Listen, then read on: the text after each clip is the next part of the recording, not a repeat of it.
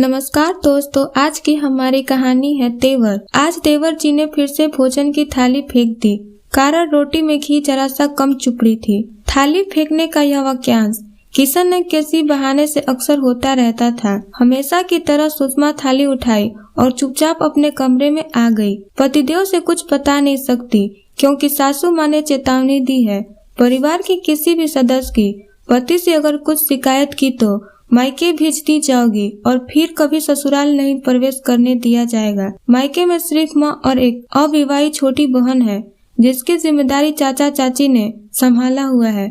सच पूछो तो देवर जी को भोजन से कम सुषमा से ज्यादा शिकायत रहती है क्योंकि वह उनकी उंगलियों के इशारे पर नहीं नाचती। वैसे देवर जी सुषमा के पति से अधिक पढ़े लिखे हैं, लेकिन निकम्मे और बेरोजगार हैं। नौकरी करना नहीं चाहते और छोटा मोटा व्यापार तो बिल्कुल नहीं।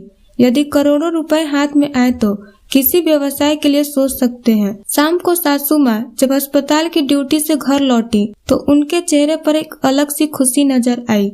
आते ही देवर जी के कमरे में गई और बोली, अरे बेटा, मैंने तुम्हारे लिए दुल्हन देख ली है।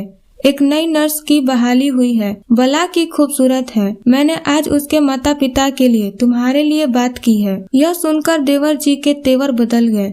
मन में शादी के लड्डू फूटने लगे, लेकिन थोड़ी देर बाद ही लड़की वालों का फोन आया और उनके निकम्बे की दुहाई देते हुए शादी से मना कर दिया।